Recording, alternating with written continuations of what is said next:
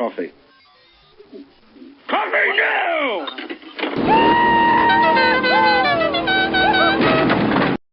There is a conspiracy theory that a shadowy elite of international bankers are secretly controlling the governments of the world. They say that the people that control this world could sit around one large table and have lunch. The theory goes that these elitists plan to create an all-powerful new world order, a world government that will destroy anyone who disobeys them. It is a theory shared by militiamen and neo-Nazis, and also by an increasing number of mainstream Americans. The message spreads through underground videos and anti-New World Order talk shows. Is there a New World Order? There's a New World Order. Is there a new religion coming? A new religion's coming. The New World Order has a certain smell about it. The smell of death. This is the story of a family who wanted to escape from the clutches of this tyrannical elite by moving to a mountaintop in Idaho. It is also the story of how their paranoid fantasies came true. Are you proud of yourself? Are you proud of yourself? You're gonna kill all the children to get what?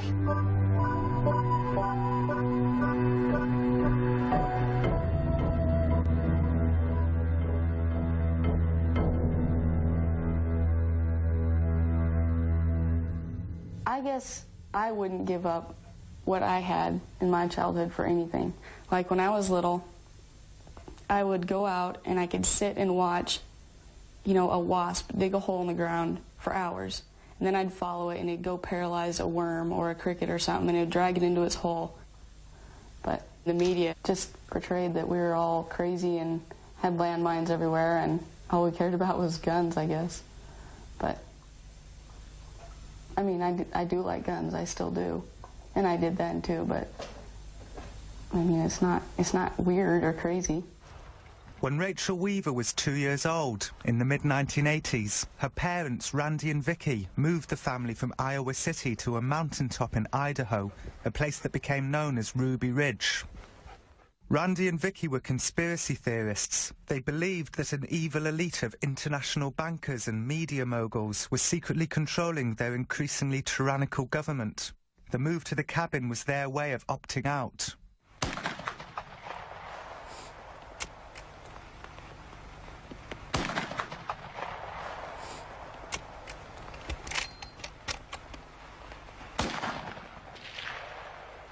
Am I hitting it at all, guys?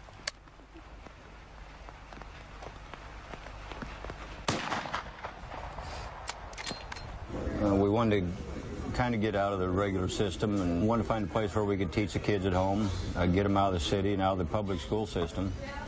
Like government schools, what I call them. And, you know, kids in the city grow up with basketballs and bicycles, and kids in the mountains or out in the country grow up with dogs and guns. It isn't about hunting or target shooting. It's for protection against a government that can become tyrannical. Describe the feeling of what it's like to shoot a gun.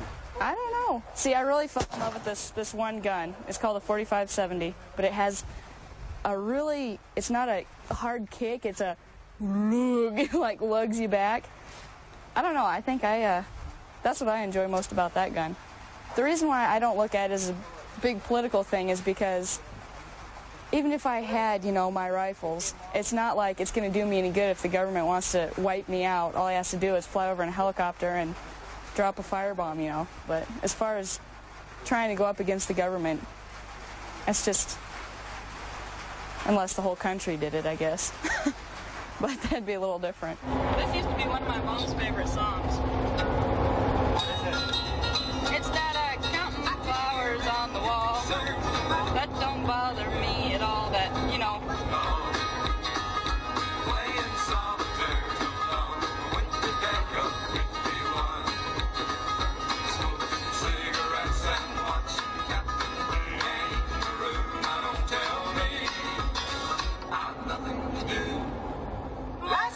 The Weaver family moved to the mountains because they were panicked by the underground videos they saw portraying their government as out of control and destroying the lives of simple people who wanted to live free. When the guns are gone and your freedom lies shattered at your feet, 'Tis when it will be far too late to save. Why didn't I fight instead of sheepishly retreat? Oh. The family called this shadowy elite the New World Order. They thought that if they couldn't be left alone on top of a mountain in Idaho, where could they be left alone? Some of the things they believed up there might seem crazy, but they were a long way off. Is this your land now? Yeah. Yeah, we've been on my land for a little while. This is it. Used to be an outhouse and a woodshed and stuff like right here. Our shed that they confiscated for the evidence used to be about right where that outhouse is. And this is what's left of the house. All the way up to here, I guess, was the living room, and then we had the kitchen, and about right here is where our front door was. Sink was over here on this side. And then above the kitchen was Mom and Dad's bedroom. And then over on that side, above the right-hand part of the living room was Sarah and I's bedroom, and then on the left was Sam's bedroom. There was Rachel, her parents, her older sister Sarah, and their brother Sam. Later on, Vicky would give birth to a baby, Elishaba, up there. We'd build tree forts and little huts and use old dead branches, and sometimes we'd make a little dugout and hide behind that and play war games. And I remember using some of the leaves off the bushes as play money and going to the store where there'd be like, it was really make-believe. Tell me about the war games. Just kind of cowboy. Yeah, just kind of cowboy Indian type things. I believe in searching for, quote, the truth about politics, religion, whatever. I like just to discuss that with people. We always sat around and talked about stuff. I mean, that was like kind of the family, pastime, because we were always together, so we always talked about stuff. One place the Weavers went to discuss politics was Aryan Nations, a hardcore neo-Nazi compound 70 miles from the cabin. Aryan Nations holds summer camps every year, and Randy used to visit, sometimes taking the children along. Aryan Nations are very specific about who they feel is in charge of the New World Order. Who do you believe is in charge of the New World Order? Well, it's the Antichrist Jew, same one that murdered Abel. Do you think all Jews, or just some Jews? Just all Jews. In other words, it's a blood order. DNA has proven it. But even though quite a lot of the people in power aren't Jewish. No, not. What you're saying is they are trying to say that they're not Jewish, but all the Rothschilds and the Bilderbergers and all the rest of them are racially Jews. We don't really care what religion they have adopted over the centuries, but as a race, they're Jews. So as soon as a Jew marries into a white person's, family, the offspring are Jewish. They just perform every evil on this planet. They're behind every evil thing that goes on. And they control the banking system, and that's what you're talking about, world economics, and that's by that means to control the world. The Weaver family were never as hardcore in their beliefs as the people at Aryan Nations. Randy and Vicky were not obsessed with hating Jews. They were not white supremacists. But they liked the neo-Nazis as people, shared their hatred for the government, and enjoyed their picnic areas and summer camp activities. What I remember is things like the candy hunts and meeting friends in the playground and sitting around a table and if we'd meet someone new, we'd hear new stories or something, or old friends would exchange new stories, or... Oh, sorry. The candy hunts. I can't think what you call those. What do you call that when you find... Treasure hunts? Yes, treasure hunts. I didn't feel about him ever maybe being a hardcore, I'm going to run up to the Aryan Nations and sig heil, so... Even though they did do that once in a while? Well, apparently. Well, I suppose you could visit. I mean, people have curiosities, but I suppose you could go to investigate and see what they were like and not be like them. It was at Aryan Nations that the Weavers' problems began. The US government had infiltrated the compound, hoping to recruit some of the less hardcore members as undercover informants. They asked Randy to become one. Randy said, no, I don't want to do it. You know, I moved out of the city, up on top of this mountain because you guys are all rotten. I don't want to work with you. I know what you're up to. I don't want to be a part of it. Go away. So then the government, as it is today, decided you can't say no to God, our government, so now we're going to make you serve us. So they sent a infiltrator in that was a snitch for the federal government to become friends with Randy. And you know the story about asking him to saw off 2 shotguns. First he said machine guns. I said, I can't get to no machine guns. He says, well, how about sawed-off shotguns? They're real good. I go, oh, well, no problem. That's easy. He grabs his file and he files it. You know, he saws the barrels off, not knowing he's violating federal law. I totally don't understand why they even came to my dad to ask him to saw off shotguns. It makes no sense to me. It just blows my mind that they didn't even care. But for the government, Randy had the makings of a perfect undercover informant, a slightly crazy person who was friends with far crazier people, a family man with bad finances. How could he turn them down? In fact, Randy made a big show of turning them down. Mr. Weaver, we can get you on 6 or 7 federal firearms violations, but we'd probably forego that if you'd join our team. And I just kind of, I don't think so. And he just come clear across the seat and got right in my face. He says, well, that's the way we do it, right? He says, tomorrow morning, 11 o'clock, you'll be down Spokane Federal Building, and don't tell anybody you're coming, not even your wife. About that time, Vicki come walking out of the cabin by me and said, hey, Vic, come here. She walked over to the truck and said, remember their names and faces. And they go, we got to go. Peeled out of the gravel, throwing rocks, took off. They knew I wasn't coming down Spokane the next day. Randy was indicted on the shotgun charge, feeling that he'd been coerced into committing a crime by a tyrannical government controlled by the New World Order. He decided not to show up in court. The family buried their heads in the sand. Randy let it be known that he would not be taken off the mountain alive. A family friend called Kevin Harris moved in with them. I knew I was going to lose. They had me set up, white supremacist, gun runner, blah, blah, blah, and those people that they put on juries in North Idaho are the local brainwashed county, city fathers and mothers that will suck up and do it. If the government told them to go down Monday morning and get a walking license and pay $10 a year for it, they'd do it. From then on, I never left that property. Pretty neat view, huh? It was as if Randy and Vicky's conspiracy theories were coming true.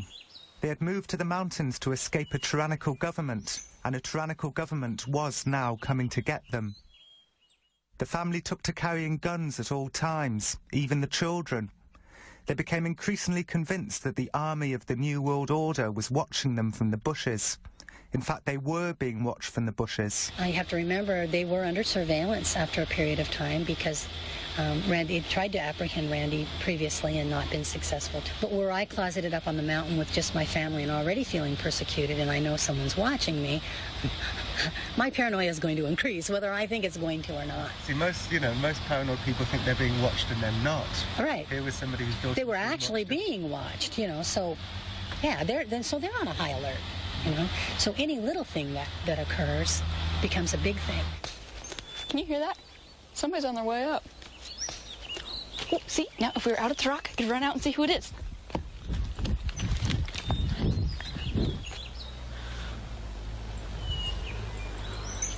Somebody going up higher. It's too overgrown for me to see, but they're already on their way up. And that's what we do every time we hurt somebody. Jeez. Something so simple can bring back the excitement. Then the marshals come because he's avoiding arrest. They're not going to just walk away and say, oh, well, sure, you don't want to be arrested. We'll see you around. And you can't dispute the fact the man had a sawed-off shotgun and he tried to sell it to an undercover agent. You can call it entrapment or whatever you want, but he did it. Due to the remoteness of his location in the mountain, it was decided that we just kind of take a wait-and-see attitude because, again, he had 3 kids up there. And the last thing we wanted to, well, the baby came along later. And maybe in retrospect waited too long. Of course, time went on and a year went on. And the last thing that the Marshal Service wanted to do was to get into a situation where kids could get involved. and then it still fell apart. I don't have a lot of memories about me and Sam because we never really hung out together. One thing is, the day before everything happened, he had gone down to collect the seeds from his radish plants because they were really huge, just really good radishes, and he was going to plant some next year. Well, I followed him down there to talk to him and watch him or whatever, and he's all, you know, leave me alone, quit following me, whatever. And I went behind this blown over tree where the root was really big, and I was sitting there crying. And he came over and apologized to me and said he loved me and everything. And I guess that's what I remember most about him, because he had never said anything like that to me. The marshals were up there doing the same thing they'd been doing off and on for the last 3 months. They had cameras up there. Of course, Randy had found one of the cameras and had destroyed it. And they got too close to the cabin. And the dogs got a scent of them. And the dogs started chasing. The deputies started running down the hill. And then the shots were fired. If I'd had any idea that these federal marshals were doing, they was out there dinking around, I wouldn't have gone out there myself, but I sure as hell wouldn't have let Sam and Kevin go running and chasing that dog after federal marshals. I mean, that'd be stupid. That was stupid. But so I go down this logging road, down to the area they call the Y. I hear clunk, clunk, clunk. I look, and here's this guy jumps out in front of me, total cameled out. I mean, I saw his eyes and I saw his mouth move, and he yelled, "Freeze, Weaver." I said, "You." I was yelling for the boys. Boys, get home, boys. It's an ambush, right? I heard Sam yell, "I'm coming, Dad." Boom, boom, boom, boom. Then it opened up.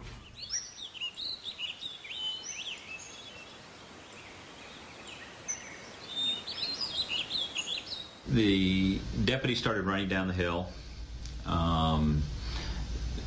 Randy, Kevin Harris, and Sammy Weaver started chasing them down. The dogs started coming down. They got to a Y. The deputies stopped, and shots got fired. The dog was definitely shot. One of the agents shot Stryker in the back and hit his spine, and little Samuel, who raised the dog from a pup, saw him run around in circles yiping and then fall dead. Sammy opened fire on the agents that had shot his dog and said, "You guys, you killed my dog." And he opened fire and shot several times. And as it turned out, he didn't hit anybody. But then when they of course fired back at him with military rifles, these automatic fire rifles, and almost cut his left arm off. Now remember, he was about the size of a 10-year-old boy, you know, small. So they shot his left arm to where it was just hanging by the flesh, and little Samuel turned around and ran up the mountain and screamed to his dad, "I'm coming home, Dad." And at that time, my fellow officers took a MP5 machine gun and just sprayed him right up the back as he's running away and murdered him right there. One of the U.S. Marshals, Bill Deegan, was also killed in the gunfight that followed Sammy's death. We were all standing up on that rock that overlooks our driveway, and it was just,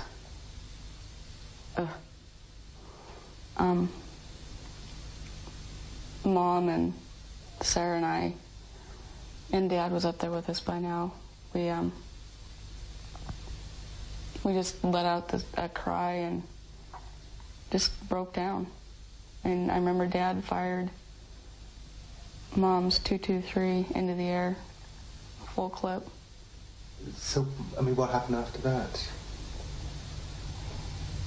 Mom, I think it was right after that, Mom said, "We gotta go get him." And so Mom and Dad went down. Kevin went with them. And I went in the house and got Elizabeth dressed.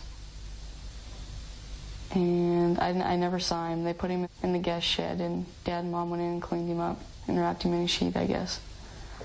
It's a bad deal. You know, I didn't give a shit about nothing after that. I still don't, pretty much. See, I don't remember days. To me, it's just all one. It's like one long bad day. Vicky Weaver wrote in her diary that night that Sam was killed while chasing the servants of the New World Order. A US Marshal had been killed, so his team called for backup. A 400-strong army descended on the cabin. They sealed off the mountain. 2 miles away, down in the valley, the neighbours began a protest at the roadblock. Martial law was declared by the state governor, who called the Weaver cabin an extreme emergency and disaster area. Good afternoon. A federal agent has been shot and killed in a confrontation with a fugitive in North Idaho. We started listening to the news that night. Oh, crazy bastard, you know, white supremacists murder U.S. Marshal. Yeah, right. We murdered him. Yeah, wrong. This is a big deal now. Crazy white supremacist, and they got a dead cop. Whoa, whoa, this cop is worth more than my son? I don't think so. He ain't even worth more than my dog. Were you aware of just how many troops turned up after that? Oh, hell no. The military operation was undertaken with such stealth that besides from hearing a few sirens down in the valley, the Weaver family had no idea that their cabin was now surrounded by FBI snipers. I think it's one of these things that a couple agent friends of mine, when we get together for lunch, it never fails. This comes up at every lunch. And it, well, wonder if we would have done this, or well, who said that, or why was that done, or... And what about the rules of engagement? You know, can we look back today and say those rules shouldn't have been that way? Sure, we can do that today. And what were the rules? The rules of engagement, there was 4 rules in there, but the main rule was that any adult armed male, it could be I can't remember the exact words, to tell you the truth. Could and should be shot? You know, I'd have to read it again.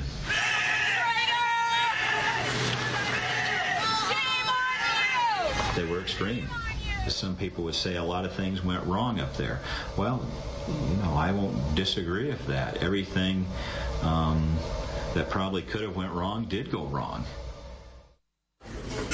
The next day, the other 2 dogs that we had tied up out in the yard started kind of whimpering and barking a little bit. And I thought, yep, here they come. Somebody's out there wants to talk to us. I took Sam's Mini 14, and I walked out, and bang, I got shot through the shoulder. It was like a bloody mist went out across the front of my face. I smelled that, and I cussed in my mind, you know, like this, you know, this really hurts. And then I got my bearings, and I went through my mind, they're going to murder me now. They're going to kill me now. We're up on the hill, just about straight across from where the house was, where Horiuchi was apparently placed strategically. That was the sniper? Mm-hmm. You can see very clearly, well, at least I know where the house was, but I can see everything real clearly from here.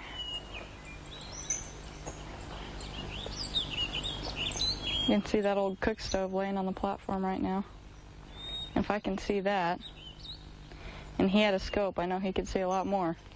He first took a shot at my dad and hit him in the back, came out through his armpit. And then, as they were running into the house, he shot my mother, and it went through her head and killed her, and the bullet then entered Kevin Harris. Where was your mother at the time? Standing right about where that cook stove is.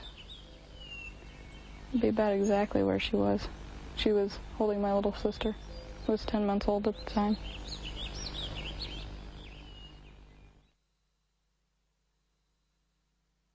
So Vicky goes to the door while she's nursing little Elishaba, pushes the door open frantically because she hears the gunfire, and here comes the whole family running in the door. The bullet had come through the window in the door, would have went through Vicky's face here and come out this, or let's see, she was facing that way, would have come in here, out here, right over the baby's head, and into Kevin. Kevin's coming in, it went in his left arm, and the main part of the bullet broke two ribs and stopped about this far from his heart.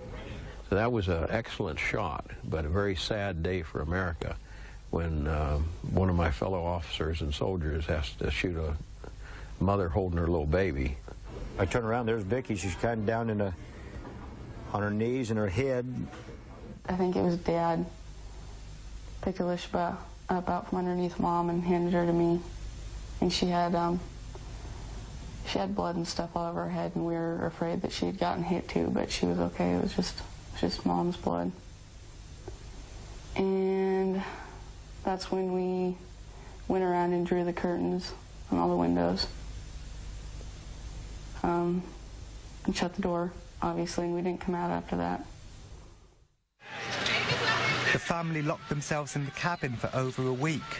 Nobody but the Weavers and the FBI knew that Vicky had been killed. How many of you against one is there, huh? We want a head count. We want to know how many are still alive up there. I remember hearing people underneath the house rustling through our stuff. I remember the floodlights coming through the cracks of the curtains. And hearing their stupid, whatever they are, half tracks or whatever, rolling over stuff in the yard. They crunched our generator. They ran over our outhouse. Not to mention, down at the Y where everything happened, after they shoot the dog, and then my brother, they ran over the dog. It's just sick. Baby killer! Baby! Huh? Baby killers! You're all baby killers. You're a bunch of senseless bastards! All of you! 2 miles down in the valley, the protest at the roadblock had swelled to thousands. People travelled from across America to support the Weavers.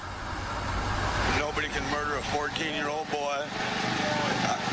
Any adult in his right mind would never, ever agitate a 14-year-old boy into a mortal gunfight and justify it as right. There's just no way it can ever be justified as right in my book. I'm a father, and I'm American, and I'm sickened to my soul. Jack McLam and Bo Greitz were in the crowd. Jack and Bo are both ex-military officers who've jumped ship and become heroes to the anti-government activists. It was surreal. It was incredible. What we had was, I'd never seen so many FBI, DEA agents, U.S. Marshals, local police, state police in one place in my life. We had armored personnel carriers, and then they were all dressed in military uniforms with Kevlar. This is America. What is going on here? Every day they would shout at us through the bullhorn or loud thing or whatever you call it. And they'd say, Vicky, tell Randy to pick up the phone. And Dad would scream out, you son of a bitches, you shot her or whatever. You know she's dead. And they'd never answer us. And I know they could hear through the walls. They were under the house. They were around the house. They were everywhere. How much will you take? How much will you compromise? What are you doing? How many dead patriots will you bury? But there were people who were holding up signs that said "Death to Zog." What does Zog mean? It means Zionist occupational government. And the neo-Nazis, Randy had attended their church a couple times, and he didn't like it, so he left. And so they felt they would come to his aid. And so they were there with their signs saying it was a Zionist occupational government was doing all this. It was a week into the siege. The FBI had failed to convince the Weavers to come out, so they invited Jack and Bo up the mountain to talk with Randy and his daughters through the cabin walls. Bo Greitz and Jack McLam walking across the bridge across Ruby Creek, heading to Randy's mountain house. Later that night, Jack and Bo came back down the mountain to tell the protesters what they'd learnt. I want all of you in the vigil to join your hands. I want you to get close, and I want you to get warm. I've got good news and I've got bad news. The good news is that we went right up to the top of the hill and established an immediate dialogue, like I knew we could, with Randy. Wasn't any problems at all. This communication is going to continue. I want your hands joined. That's an order. I got a reason for it. The bad news, and get a grip on yourself, is that Vicky was killed. Damn. And most unfortunate thing, apparently she was killed on Saturday. Wonderful mother has had her life taken, and she's in God's hands as we speak. Our Father, as we approach thy throne tonight, we're thankful that some are left alive. We pray again tonight your blessing upon them that are the girls and our Father, we ask that you be with Kevin tonight and get him through. That we are women of Yah, and you will not let this come to pass again, because we are the virtuous women. You are his enemy, and you will never receive us in your hands again from our Savior. Never will you take another woman down. Never. And may we die fighting. We're going to war! Proud to serve these morons. They don't care if you die. They put you out here front. You're nothing.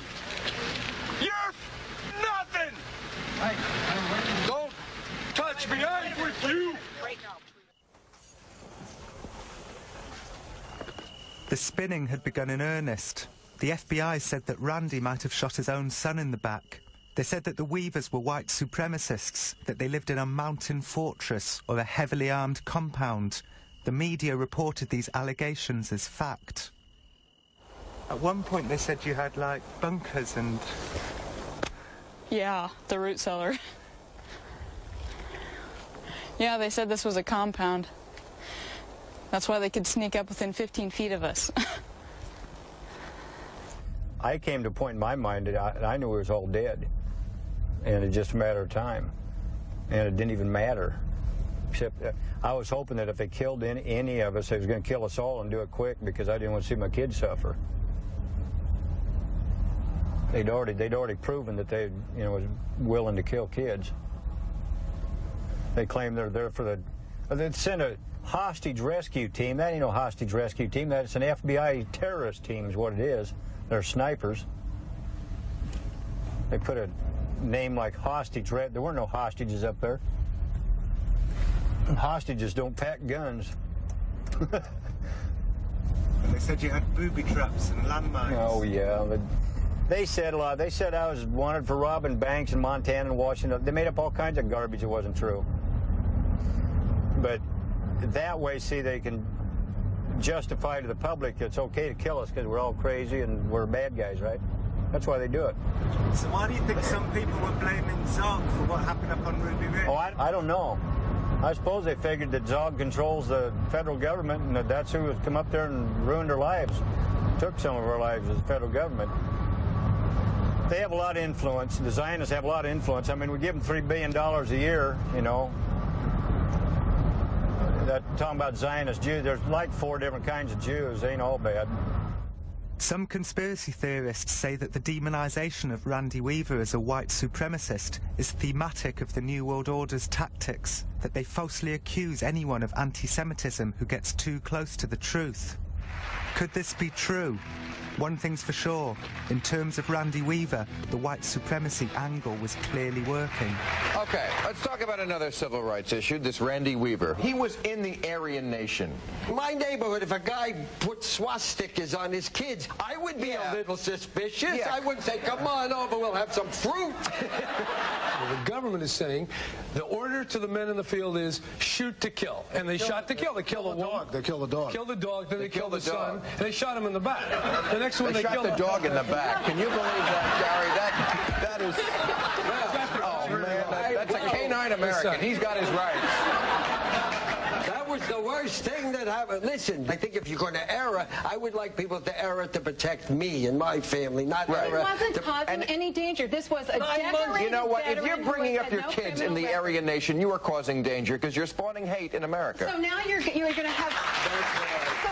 They call me white supremacist. That's big news. That kind of stuff sells newspapers, I believe. Who wants to report on the ice cream social at the Methodist Church? That won't sell a damn thing. This is going to sell because this is exciting stuff. People go to car races to see wrecks. They don't go to watch people run in circles. They love blood and guts. People are cruel. On the whole, I don't trust people. I think it's been enough years now I can joke about it, you know, and keep going. I couldn't for a while. I can watch a Western now. Again, you know, it's, you know, they have that the PTSD, post-traumatic stress disorder, they call it. I know we've all had it, each of us to a different degree.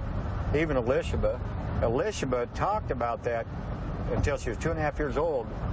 Blood, Mama, and she started crying. Mama, fall down, Mama needs help. I mean, she just make everybody in the room cry, you know. I haven't been watching the signs. Is anybody else?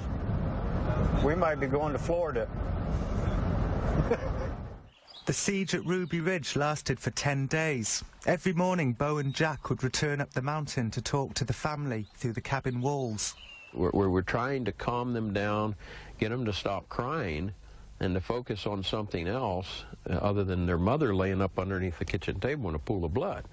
And so basically we spent the morning talking to them about the need to come out and take it to court. We knew then they had one fantastic case in court against this government.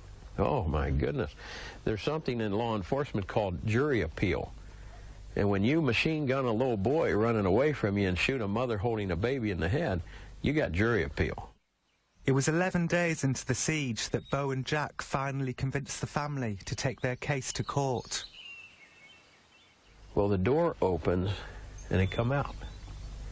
I tell you, boy, I just about get tears in my eyes now thinking about it. It was wonderful to see these little girls take off their weapons, and little tiny little girls, you know, wearing weapons against their own government. I mean, where should that be proper? And it was the saddest days of my life was spent on the top of that mountain when I realized that my fellow police officers and soldiers are capable of that, you see, that I served with.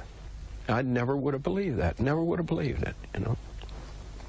And so it was a great awakening for Bo and me and many of the officers up there, because when we walked down through that crowd, big guys with their military rifles and the tears coming down, streaking the face paint, you know, they were all crying, you know, that the family had come out. So it was a great experience.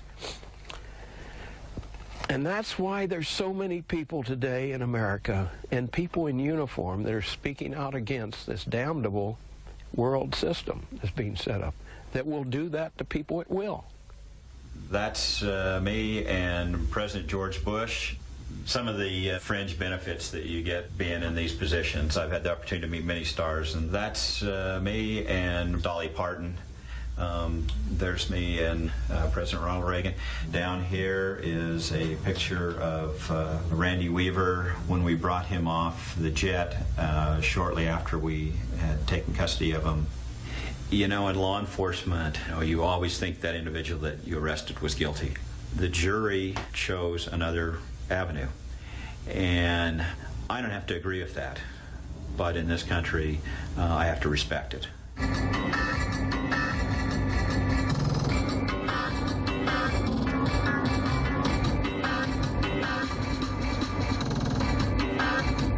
In the end, Randy was charged with murder, conspiracy and assault, but the trial was a disaster for the government.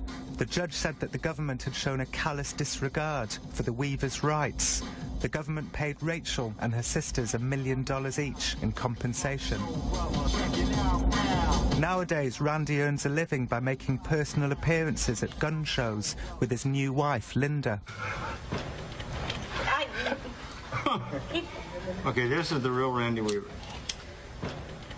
What's happening, buddy? 2 miles from the cabin is the Deep Creek Inn, where the family used to go for nights out.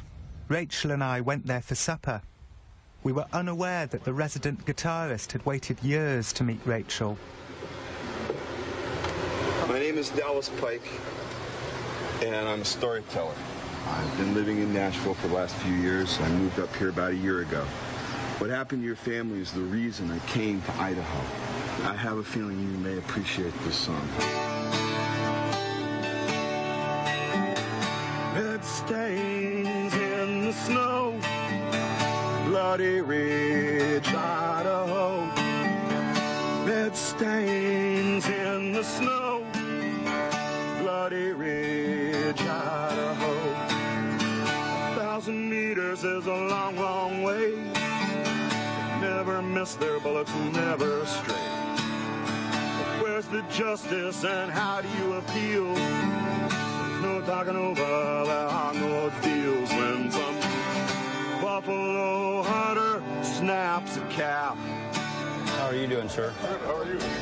What's your name? Bruce. Bruce, glad to meet you. This is my wife, Lynn. Bruce. Yes, sir. What's your name? E-S-S-E-N. Okay, back Thank out. you, Herman. Back at it, glad to meet you. That's my pleasure, believe me. Red stains in the snow, Vicky Weaver in Waco.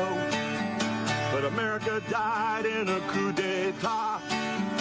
It's back in Dallas that our freedom fell when some buffalo hunters and the FBI pulled it all for our eyes.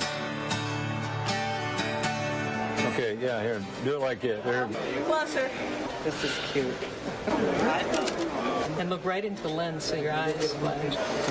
All right. I'll sign this here pretty quick. Red stains in the snow, too many names for us to know.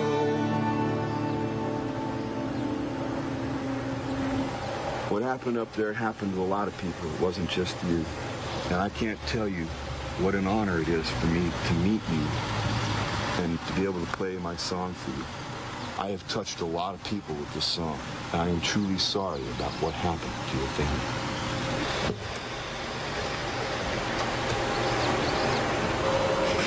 I don't know what to say to people when they do that.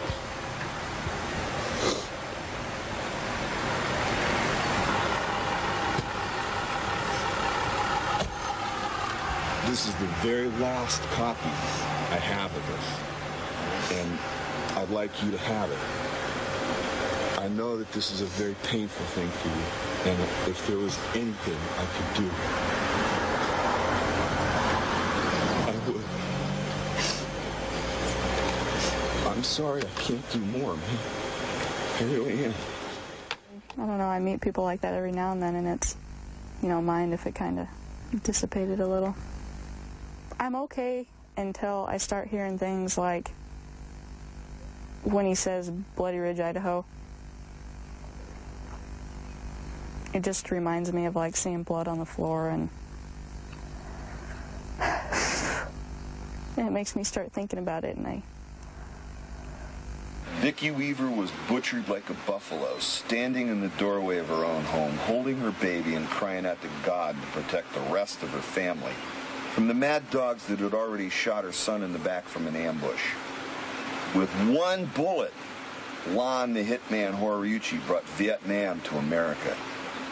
As Vicky Weaver started talking about the one world order, and they just gunned her down because they could. So where are we going, Randy? Where are we going? Waco, I think. And what are we going to do when we get there? Well, we're going to talk to folks. We must be almost there, right? I'll bet we are.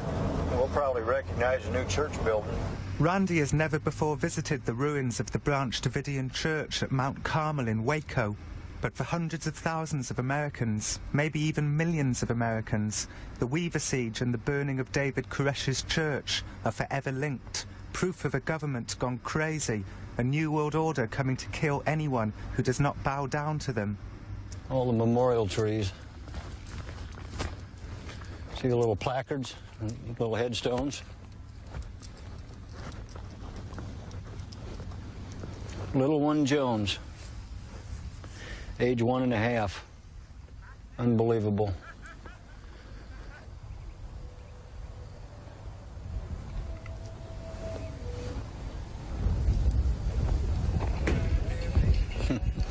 I'll tell you what, boys, I wouldn't put that one on my place. I have no regrets about them. They was looking for trouble and they found it. Well, look at these boys. Are they growing up or what? How you doing, buddy? He's about bigger than your dad. How you doing, man? Oh, he ain't been shot at lately. So things are looking up. For 6 months, local volunteers have been spending their weekends rebuilding the church. It is nearly finished. Some conspiracy theorists say that the timing of the siege at Waco was no coincidence. They say it was a deliberate PR stunt designed to deflect the bad publicity they were getting for the shootings of Vicky and Sammy Weaver. She was standing right here, right in the window, holding it open, holding the baby, saying, "Get in the house, get in the house." And she was shot here? Yes. Perhaps it was no coincidence. It was 6 days into Randy Weaver's trial that the BATF announced that they were taking military action against a violent, child-abusing, gun-hoarding religious cult holed up in a compound in Texas. But if it was a PR stunt, it backfired. 53 adults, including David Koresh, and 23 children were burnt to death here. They're the same people, the FBI, they're pretty bloodthirsty. Lon Horiuchi, the shooter, FBI sniper, was right over there in that house. What, was Lon Horiuchi here? Yes, Lon Horiuchi was here. Yeah, I mean, these stories are all interconnected. Yeah, those are sniper houses right over there. You didn't know Horiuchi was here, huh? Nope. Interesting. The FBI say they didn't know Vicky Weaver was behind the door when they fired into the cabin. They say her death was an accident and not the actions of a bloodthirsty government controlled by a shadowy elite called the New World Order. You are a federal officer, so Randy and Vicky Weaver would certainly have thought of you as being an agent of the New World Order, an agent of Zog. I mean, what does that... Well, I haven't lost any sleep over it, I'll tell you that. I mean, the United States is a great place to live. The freedoms that we have here and, you know, owning firearms and all of that, there's some certain set of rules, and people can do all that. But then you have some other people that think they can go not just one step, but 2 steps, 3 steps, 4 steps over and pound the drums, and then you get a lot of followers. Ooh, what a mess. What can you say? Like old material that Mom used to save. And some shoes, Lishba's baby chair, broken pottery.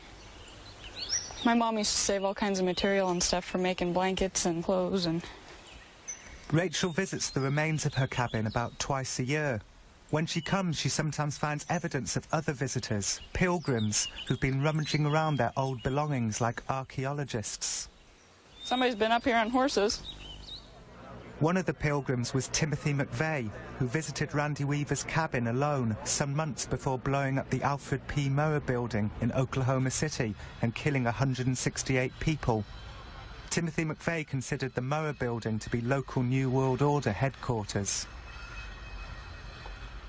The Weavers moved to the mountains because of their fantasies about a shadowy elite coming to get them, and in a sense their conspiracy theories came true. The American militia movement was formed that week at the roadblock at Ruby Creek, convinced that a shadowy elite plans to do to the world what they did to the Weavers. This is the conspiracy theory I will examine throughout this series. Are you filming the crap? It's a mess. I'd love to tear this down and burn it. You guys ready to head back? Or? Oh, I don't want to be late for dinner. Yep.